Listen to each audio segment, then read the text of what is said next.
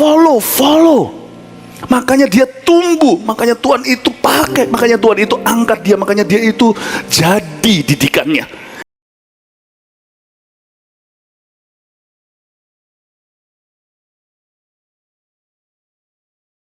Tuhan berbicara kepada saya waktu saya ada di desa. Sebuah buku, saya nggak tahu itu siapa, tapi mukanya seperti orang anak muda, orang Tionghoa. Ternyata dia tokoh kebangunan rohani Tiongkok, namanya John Sung. Dan mata saya tertuju ke buku kecil yang ditinggalkan, entah siapa pemiliknya, sudah usang. Ada tulisannya obor Allah di Asia. Waktu saya lihat, Roh Kudus bicara pada saya, maukah kamu mengadopsi visinya menjadi pekabar Injil, pemberita kabar baik, dan menjadi bapak bagi banyak orang-orang, yaitu jiwa-jiwa yang telah ditelantarkan oleh nasib dan kehidupan. Saya berkata sama Tuhan, ya Tuhan, aku mau. One of the oldest job God had for man, salah satu tugas paling tua dan purbakala yang Tuhan berikan pada manusia adalah sebagai penjaga saudaranya. Kita semua punya panggilan untuk menjadi kakak rohani loh. Kain dapat panggilan itu pada waktu Habil darahnya berteriak pada Tuhan dari tanah, ternyata dibunuh oleh Kain saudaranya. Tuhan tanya kepada saudaranya, bukan karena dia yang membunuh, tapi karena dia adalah kokonya. Tuhan tanya sama Kain, where is your brother? Di mana saudaramu? Kain menjawab, am I my brother's keeper up? Emangnya gua ini penjaga adikku? Tuhan berkata, iyalah ya. Salah satu tugas yang Tuhan letakkan dalam diri manusia adalah menjaga sesama. Apalagi dalam kerajaan Allah, kita semua mengandung sebuah panggilan untuk menjadi minimal kakak-kakak rohani. Dan itu bukan status, itu fungsi. Itu bukan identitas kebanggaan. Itu adalah tugas. Hari ini kita akan melantik 200 sekian puluh sponsor baru. Kasih tepuk tangan untuk mereka dulu. Yang di sini yang pakai baju putih-putih di depan ini, saya kira, ya kan? Dan kemarin juga kita sudah melantik 200 sekian puluh juga. Total ini hampir 500 sponsor baru telah dilantik di weekend ini. Kemarin saya berkhotbah judulnya Menemukan Timotius. Hari ini, karena ini adalah orang-orang muda yang lebih tua daripada yang kemarin hari Sabtu, saya mau menyampaikan dari sisi Bapak pesan terakhir Paulus. Kita buka sama-sama di surat 2 Timotius pasal yang keempat. Surat Paulus yang terakhir sebelum Paulus dieksekusi. Summer atau musim panas sekian puluh tahun sesudah Masehi, 2000 tahun lalu, di hari yang sama Rasul Paulus dibunuh oleh Kaisar Nero, oleh orang-orang Roma di Italia. On the same day, di hari yang sama, waktu Petrus disalibkan terbalik di Roma. Dan ini adalah surat terakhirnya dari seluruh catatan Rasul Paulus di seluruh perjanjian baru. This was his last letter. Dan saya tidak heran, karena Paulus tidak menikah, dia nggak punya anak. Jadi betul-betul anak rohaninya juga anak kandung. Dia punya banyak anak rohani, tapi ada satu yang dia tuliskan kata-kata terakhir itu, yaitu kepada Timotius. Bukan berarti Paulus punya anak emas, anak kesayangan. Dia dekat dulu sama Silas. Waktu ketemu Timotius, dia sudah sama Silas sama-sama bertugas. Kemarin saya khotbah tentang itu. Waktu Paulus menemukan Timotius di Listra dan Derbe, waktu itu dia bersama dengan Silas sedang perjalanan misionari. Lalu disitulah dia bertemu dengan Timotius dan dia mulai mendidik anak muda ini. Surat terakhir kepada Timotius. Saya membaca ini, saya terharu. Saya bisa melihat hati seorang bapak rohani. Untuk kita semua bisa belajar gimana jadi bapak rohani. Karena cepat lambat kita semua akan jadi. Kalau nggak gitu ya imanmu nggak akan sempurna berkembang. Mengapa? Karena kita semua memang dipanggil minimal jadi kakak rohani seseorang. Jangan-jangan nanti jadi Kain, bukan jadi kakak yang benar, malah mencelakakan. Kita harus jaga sesama. Mengasihi sesamamu seperti dirimu sendiri itu juga berarti bertugas untuk membimbing orang lain. Karena itu di firman Tuhan, Yohanes juga berkata demikian. Yohanes dulu kan belum dewasa rohani. Dia sama Yakobus itu berebut kursi, nganggap kerajaan Allah itu seperti parlemen aja.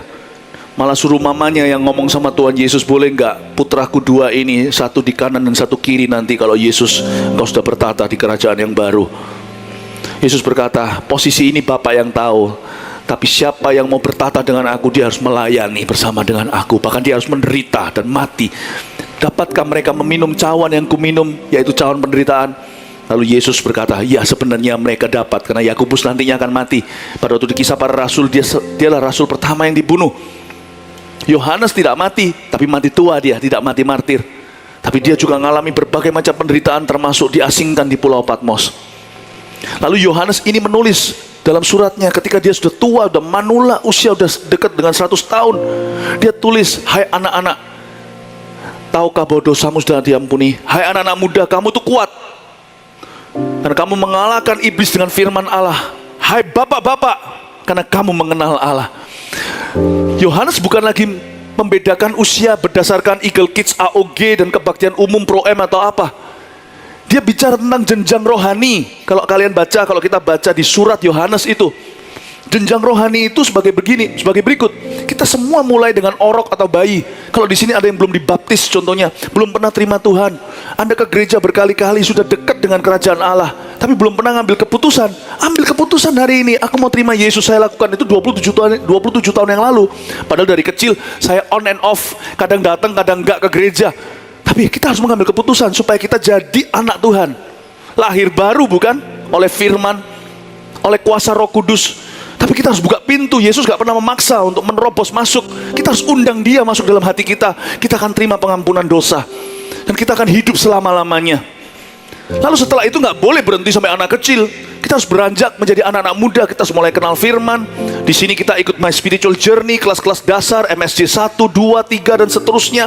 Kita bertumbuh tahu apa itu baptisan, apa itu berdoa, apa itu melayani. Kita juga tahu apa itu penumbangan tangan, siapa itu Roh Kudus. Wow, kita mulai menerapkan firman dan mulai lihat kemenangan. Biasanya dicobai jatuh, sekarang kita bisa berkata tidak.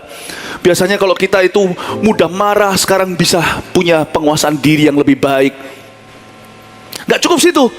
Yohanes berkata, hai kamu bapak-bapak, karena kamu mengenal Allah. Kita jangan sok-sokan, aku bapak rohani, lalu klaim teritori. Lama-lama kita menyembah diri sendiri dan suruh orang lain mengkultuskan kita. Ayo sembahlah aku nih bapakmu. Enggak boleh, kita ini enggak punya anak sebenarnya. Bahkan saya yang punya anak 3 pun, anak kandung, Tuhan ingatkan tiap hari mereka hanya titipan. Makanya itu kita semua berdoa. Enggak peduli bapak, enggak peduli anak, enggak peduli saya, anak-anak saya dan mama mereka, ya, saya, istri saya, dan anak-anak kami. Gak peduli siapa adalah papa, siapa adalah putra. Semua berdoanya Bapa kami yang ada di dalam sorga. Padahal dialah Bapa segala roh. Artinya semua pada akhirnya cuma satu ayah, yaitu Bapa di sorga. Kita itu hanya anak-anaknya. Saya tidak mengklaim teritori atas kalian. Oh, ini anak-anak AOG, anak-anak rohaniku. Lihat anak-anak rohaniku sebanyak bintang di langit. Kalau motivasi salah, saya ngomong gitu, tidak ada penyertaan Allah. Tetapi kalau bicara soal tugas dan fungsi, yes, ada yang namanya bapak rohani. Dan sponsor-sponsor mulai menginjakkan kaki-kaki baby step, mulai masuk ke dalam pembapaan rohani. Hari ini kalian dipilih, kalian harus tahu kalian dipilih untuk apa. Bukan dipilih untuk gaya, kalian dipilih untuk berkorban. Kalian dipilih untuk mengalah. Kalian dipilih untuk membuat orang lain bangkit melebihi kalian. Kalian dipilih untuk percaya dalam diri orang lain sebelum orang itu percaya diri. Kalian dipilih untuk bisa melihat potensi dalam diri orang lain. Kalian dipilih untuk mengajarkan pada mereka, orang-orang yang nanti bangkit di bawah kalian, apa artinya persekutuan. Bahwa hubungan kita tidak berdasarkan money, hubungan kita tidak berdasarkan motivasi yang salah. Aku bukannya ada maunya dalam hidupmu, makanya aku mau jadi kawanmu. Tapi karena Tuhan meminjamkan kasih-Nya kepadaku, aku mengasihi kamu dulu. Kalian ini mulai menginjakkan kaki pembapaan kepada pembapaan. Mulai pelan-pelan naik ke atas gunung untuk menjadi seorang bapak rohani. Kalian juga harus banyak berdoa. Dan yang nanti yang sekarang masih anggota CG, kalian akan menyusul. Kalau kalian mau bertumbuh secara rohani, kalian harus beranjak. Gak bisa selama-lamanya baby. Setiap kita itu arahnya ke atas. semakin atas Tuhan arahkan, semakin melayani ke bawah. Setiap kita tidak boleh lupa mengapa kita dipanggil Tuhan hari ini di dalam gereja. Bukan untuk kita datang ibadah, tapi supaya kita berdampak bagi kehidupan orang di kanan dan kiri kita. God hasn't called us to be a church member. He is calling us to be the salt and the light to those people around us.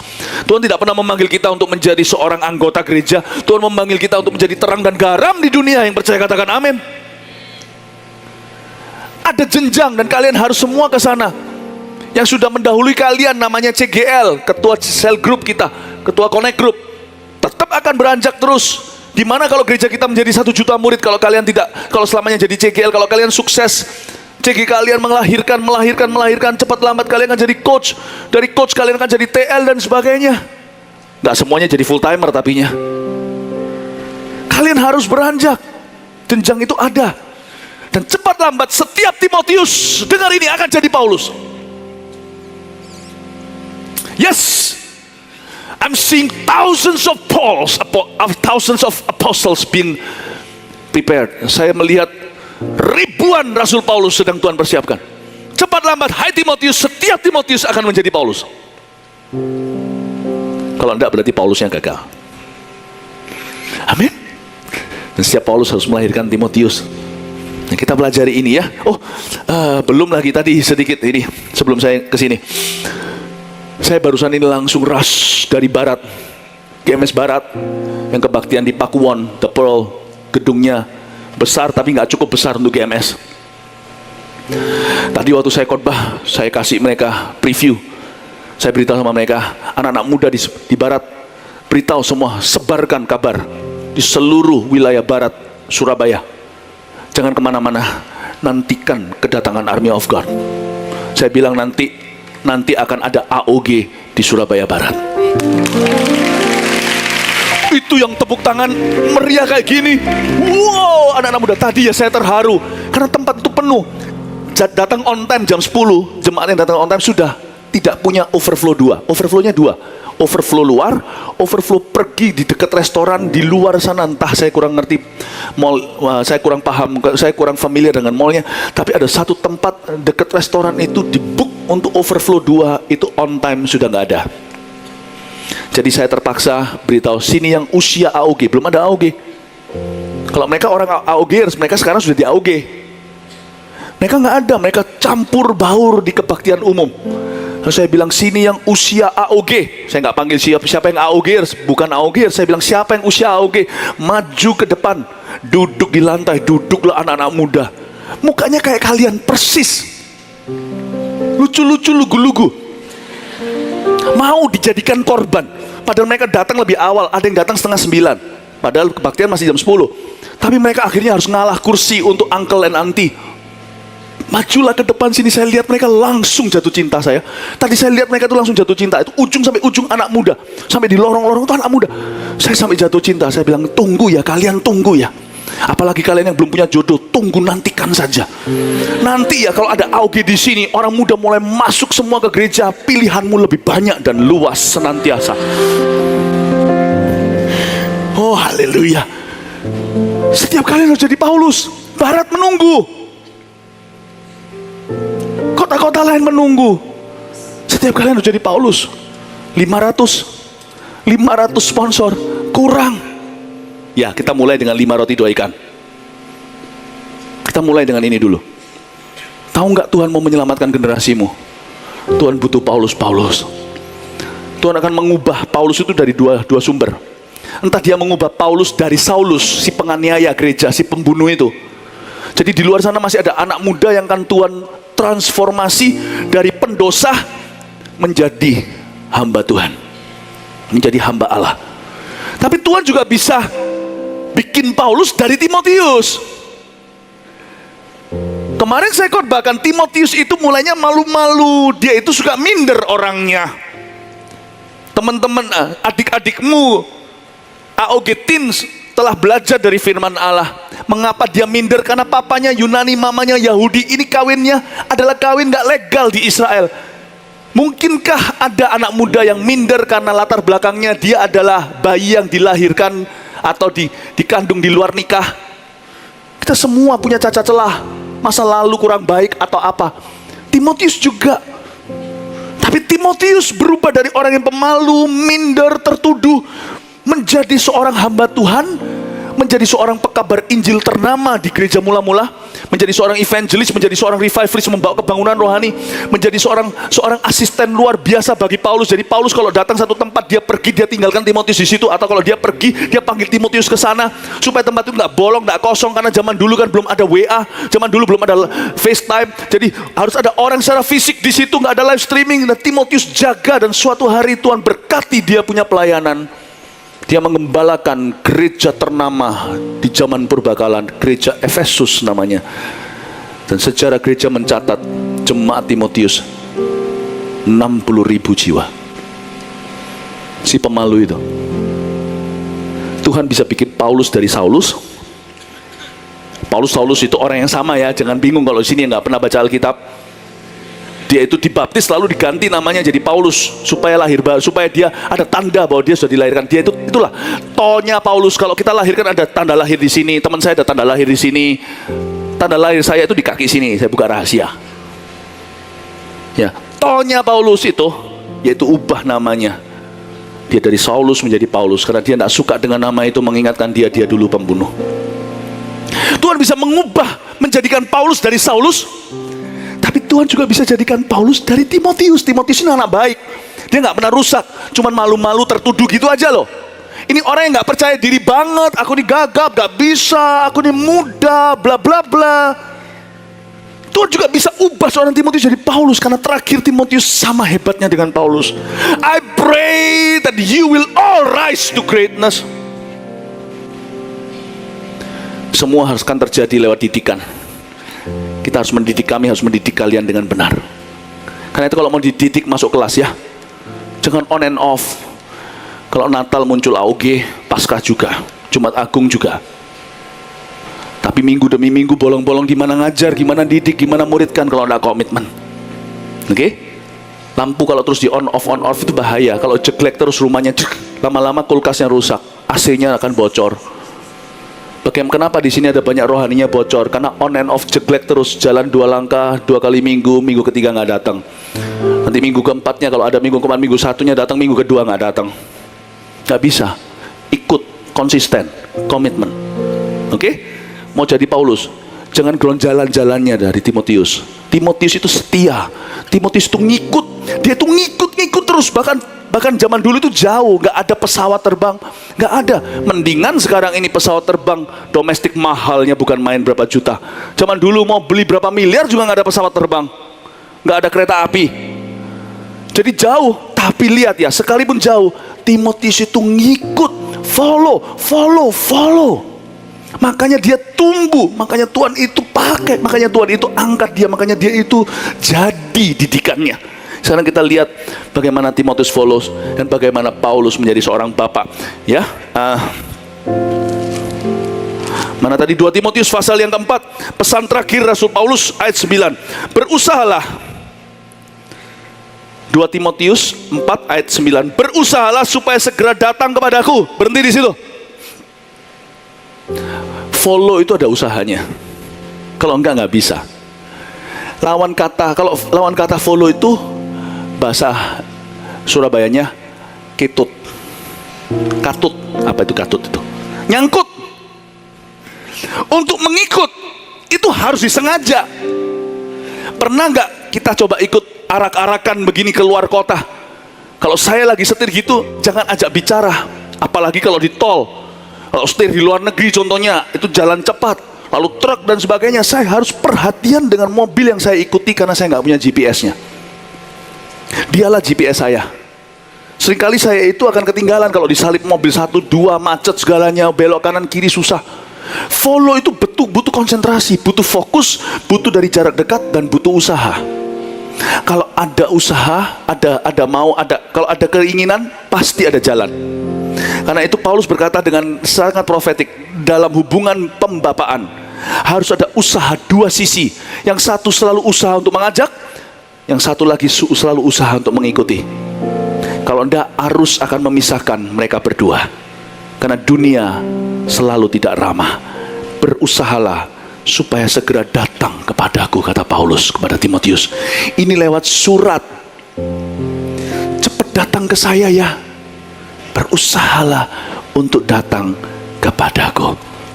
Dari sini kita juga lihat hati seorang bapak yang rindu persekutuan dengan anaknya. Kalau nggak usaha, akan susah ketemuan.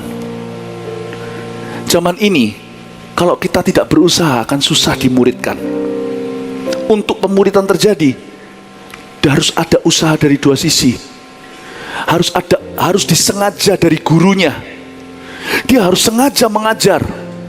Dia harus sengaja membimbing. Jangan harap orang tiba-tiba nyangkut ikut.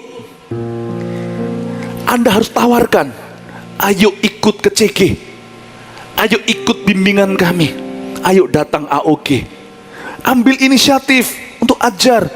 Jangan setelah selesai ibadah kumpul dengan orang-orang udah biasa, nanti CG kan ketemu lagi.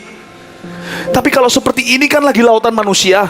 Setelah selesai ibadah, tanya sama Tuhan, aku nih Filipus, aku harus ketemu sama sida-sida siapa dari Ethiopia hari ini. Tanya sama Tuhan, nanti pasti akan ketemu. Tuhan itu penjodoh nomor satu, bukan cuma jodoh pacaran. Dia juga menjodohkan rekan bisnis.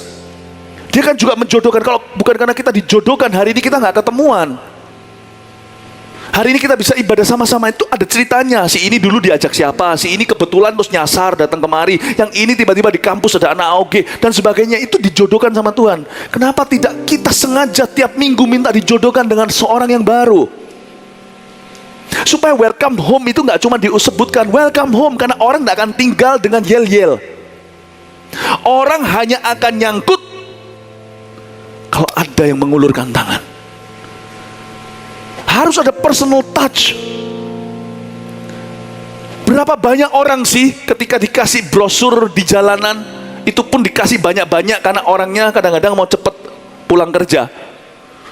Contohnya brosur restoran baru atau apa, kasih di jalanan. Berapa banyak yang nyangkut? Ada, tapi nggak banyak. Tapi kalau temennya pernah makan di sana, lalu ngomong dan nggak sama kita, enak loh, ayo kita sama-sama janjian makan ke situ, pasti jadi customer. Kita harus menjadi penjala manusia. Penjala manusia itu tidak boleh hacing ikannya kecantol. Harus sengaja ditunggu, dicari di tempat yang dalam. Minta Tuhan jodohkan. Lihat itu Paulus, berusahalah untuk datang kepadaku. Paulus membuka dirinya, makanya didatangi. Paulus mengundang Timotius untuk mendekati. Tapi Timotius juga nggak melawan. Timotius berkata, ya Papa. Jangan pernah asumsi bahwa orang akan menolakmu. Nggak tentu loh. Kadang-kadang kita kira ini susah, waktu kita dekati ternyata langsung mau. Saya nggak bicara tentang pacaran loh ya.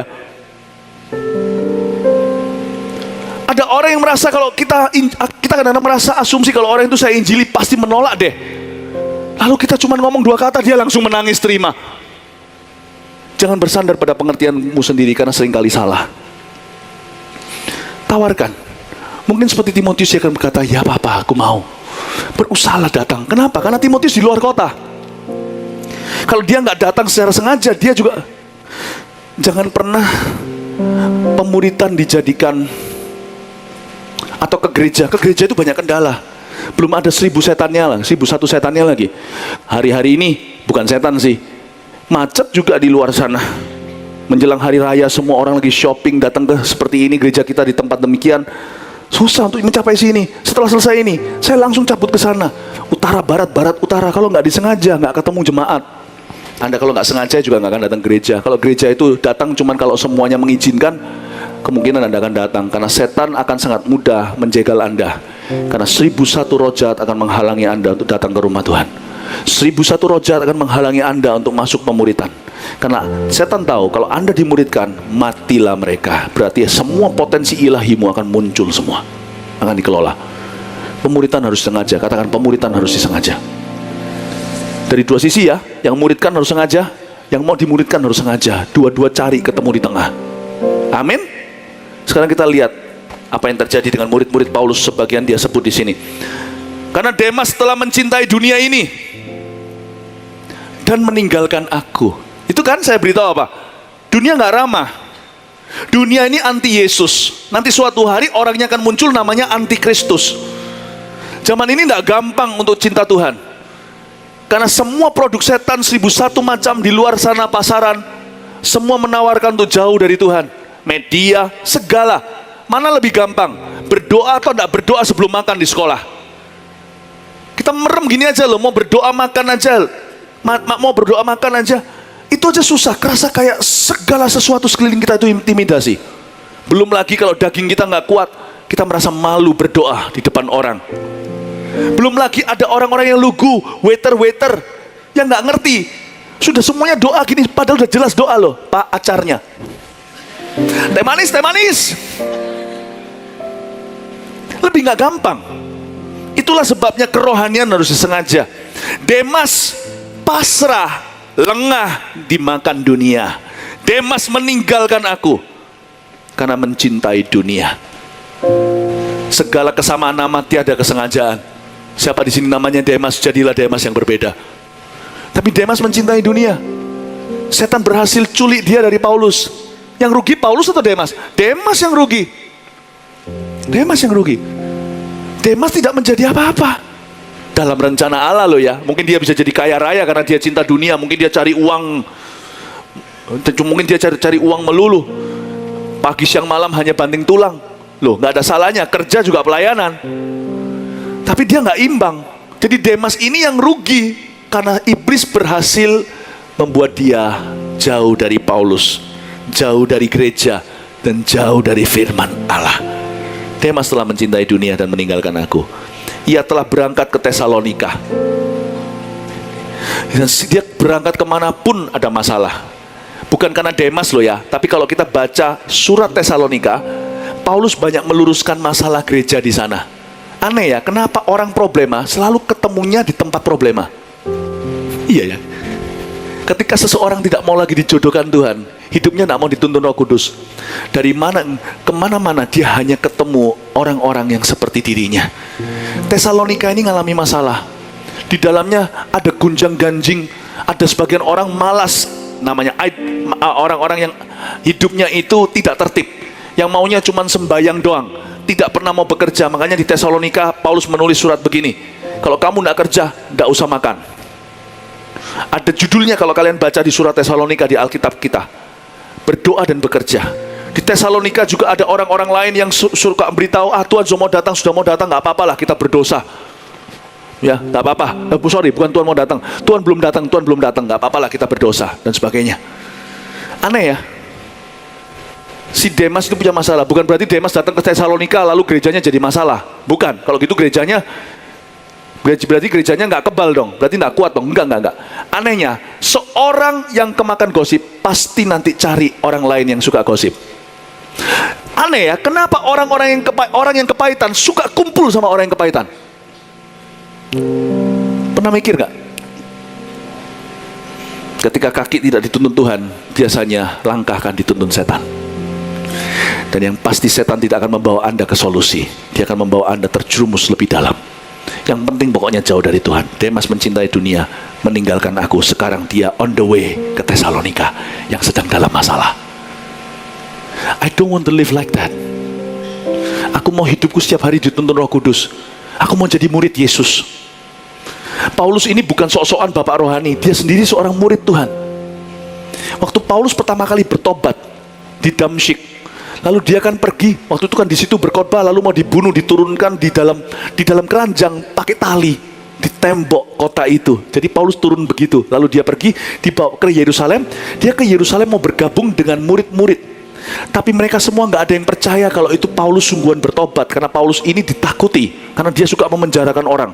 Perempuan juga dipenjarakan. Ini orang agak ngawur. Stefanus juga dibunuh di bawah sepengizinannya. Nah, pada waktu itu ada ayatnya kalau kalian baca di Kisah Para Rasul. Dan mereka semua orang-orang percaya, murid-murid di Yerusalem, tidak berani percaya bahwa Paulus juga seorang murid. I like that.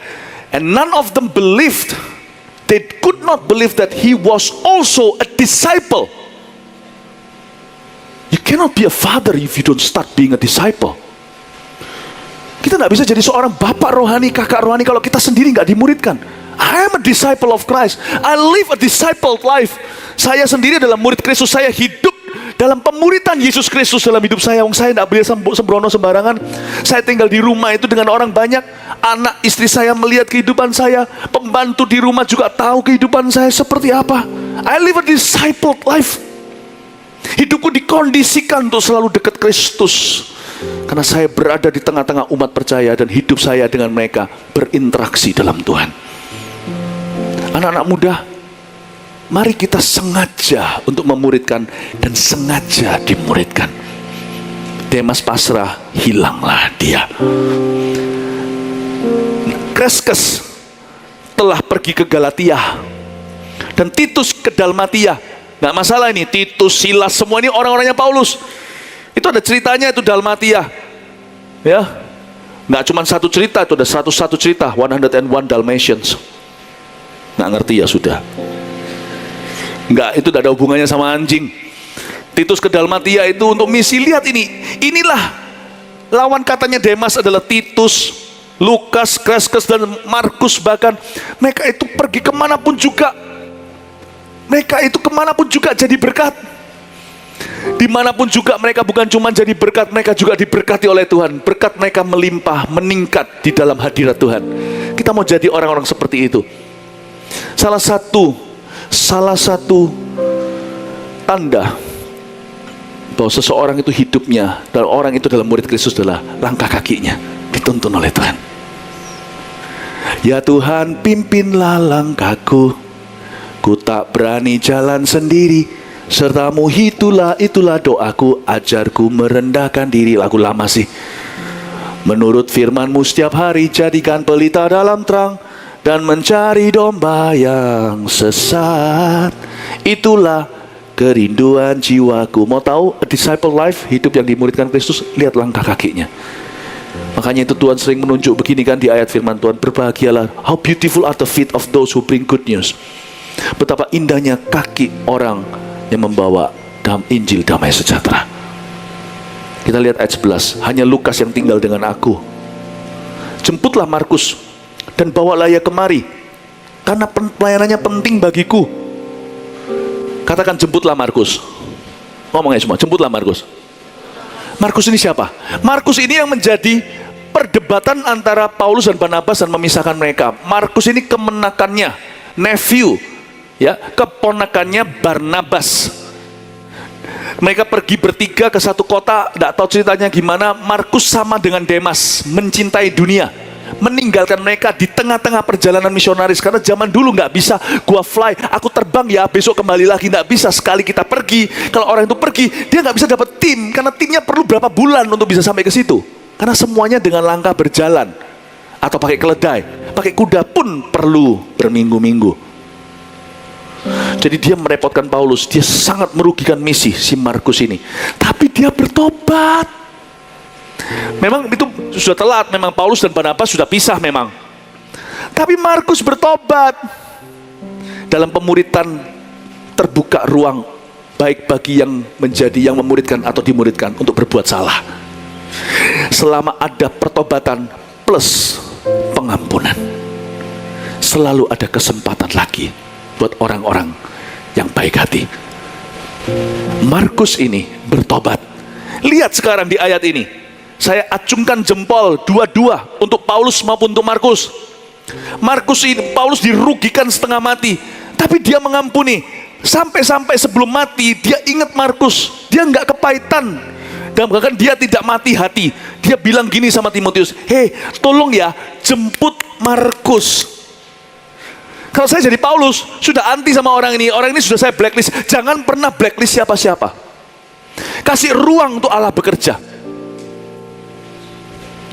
Selalu berharap bahwa orang lain berubah. Jangan tuntut saja. Kalau tuntut orang lain berubah, nanti kita yang kecewa. You can always expect for the best though. Kita bisa ekspektasi yang tertinggi, nggak apa-apa itu. Itu namanya iman. Tapi sebelum terjadi, tinggalkan orang-orang itu di ruang doamu. Berjalanlah dengan orang yang rela berjalan denganmu. Tapi kalau ada orang yang masih terlalu jauh, perubahannya rasanya belum tiba, nggak apa-apa, doakan.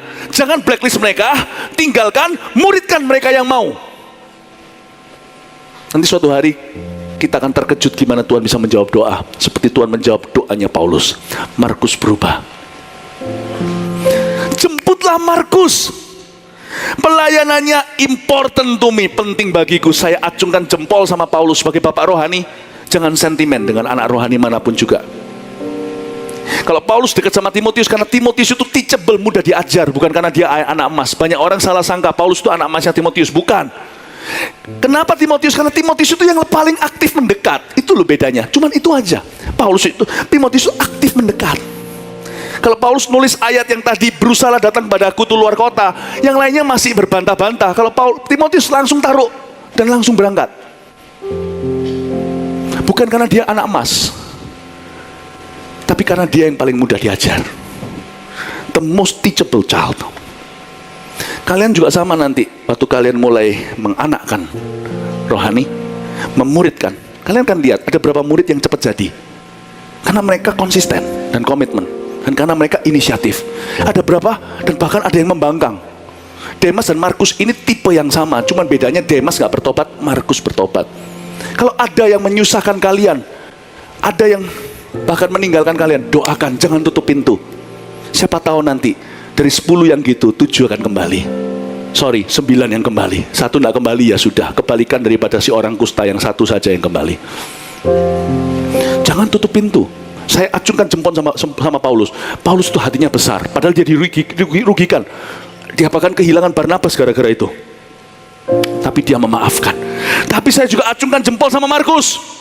Ini orang, kalau bahasa Chinese-nya tatan, atau punya keberanian untuk datang lagi di area dia gagal, mengakui kegagalannya, menerima pengampunan. Dibutuhkan kerendahan hati loh untuk menerima pengampunan.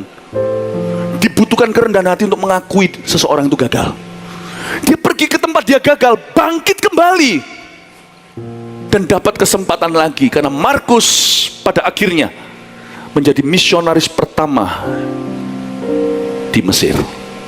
Kalau kalian mau tahu di Mesir ada orang Kristen hari ini, benih ke-1 Markus namanya, John Mark, Yohanes Markus, orang yang meninggalkan Paulus.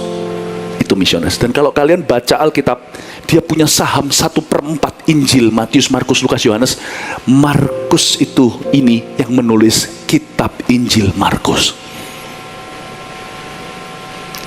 Please give yourself a chance. If you fail, kalau kalian pernah gagal, forgive yourself. Jesus has forgiven you. Ampuni dirimu karena Yesus sudah mengampunimu. Ampuni dirimu, bapak-bapak rohanimu sudah mengampunimu. Kasih dirimu kesempatan lagi untuk bangkit. Kadang-kadang kita perlu ngelus dada seperti ini, bukan mengasihani diri sendiri. Saya kadang-kadang berkata pada diri sendiri, Philip, you're forgiven. Saya belajar mengampuni diri sendiri. Saya belajar untuk memberi kesempatan lagi. Lalu saya akan bicara pada diri sendiri, bukan karena saya gila. Saya bicara di hati. Saya ngomong begini, today is a brand new chance. Hari ini adalah hari yang baru, kesempatan baru. Aku akan memberiku kesempatan lagi untuk berhasil di area di mana aku gagal kemarin atau kemarin dulu. Give yourself a chance. Kita semua pasti somehow, bagaimanapun juga, kita semua pasti seorang Markus juga. Bukan makelar kasus maksudnya. Kita semua Markus. Siapa sini gak pernah gagal? Angkat tangan. Yang angkat tangan barusan gagal karena Anda gagal jujur. Setiap kita adalah Markus. Waktu saya baca Markus ini, that's me. Waktu saya baca Paulus juga, that's me. Waktu saya baca Timotius, that's me. Memang Alkitab is me. Apapun di Alkitab itu saya lihat diri saya di dalamnya. Karena Alkitab memang untuk saya. Saya berdoa, kalian jadilah Paulus yang seperti Rasul Paulus berhati besar. Jadilah Timotius yang mendekat kepada pemimpin-pemimpin rohanimu. Jangan susah gitu loh dimuridkan seolah-olah kita yang butuh. Ayo gabung KOG, ayo datang setiap minggu. Emangnya kita yang butuh? Kalian yang butuh. Dan jadilah Markus yang memberi kesempatan pada diri sendiri. Amin. Lanjut lagi sedikit ya. Tikikus telah kukirim ke Efesus. Jadi kalau kalian tahu di Efesus ada tikus hari ini, tidak ada hubungannya dengan ini. Jika kau kemari, bawa juga jubah yang kutinggalkan di Troas di rumah Karpus. Ya, Karpus itu saudaranya Kardus. Enggak, bercanda ya. jika engkau kemari bawa juga jubah yang kutinggalkan. Ini bukan jubah Elia Elisa, jangan terlalu dibuat rohani. Paulus itu minta mantelnya. Paulus waktu nulis ini di penjara. Pokoknya dia itu dingin. Padahal dia udah mau mati. Dia masih pedulikan kesehatannya. Makanya orang ini bisa dipercaya tubuh Kristus karena dia hargai tubuhnya sendiri. Tahu nggak, pelayanan kalian yang pertama itu bukan tubuh Kristus. Tubuhmu itu persembahkan sebagai persembahan yang hidup, yang kudus dan berkenal. Itulah ibadahmu yang sejati, Roma 12. Bahkan nanti bisa diekspansi, bisa dikembangkan lagi. Kalau sudah menikah, barang siapa tidak bisa jaga keluarganya sendiri, barang siapa tidak bisa pimpin family-nya, bagaimana dia bisa menggembalakan umat Allah? Rumah sendiri berantakan kok, mau bicara tentang rumah Tuhan. Saya lihat di sini seorang bapak rohani itu bukan pintar ministry. Seorang bapak rohani tahu bagaimana menjaga dirinya sendiri, membawa diri. Waktu saya baca gini, simple wisdom, hikmat yang sederhana. Hei Timotius, kalau kamu kesini ya, supaya aku jangan sampai, Paulus itu loh, supaya dia itu jangan sampai paru-paru basah, karena mungkin dia itu entah di penjara atau di penjara rumah, tempatnya dingin, ventilasinya nggak ada dan sebagainya. Dia bilang, bawakan jubahku ya, yang satu itu aku udah cocok, anget. Dia jaga dirinya, nggak berlebihan kok. He knows what's good for himself, therefore he knows what's good for his disciples. Dia tahu apa yang baik bagi dirinya, makanya dia tahu apa yang baik buat murid-muridnya.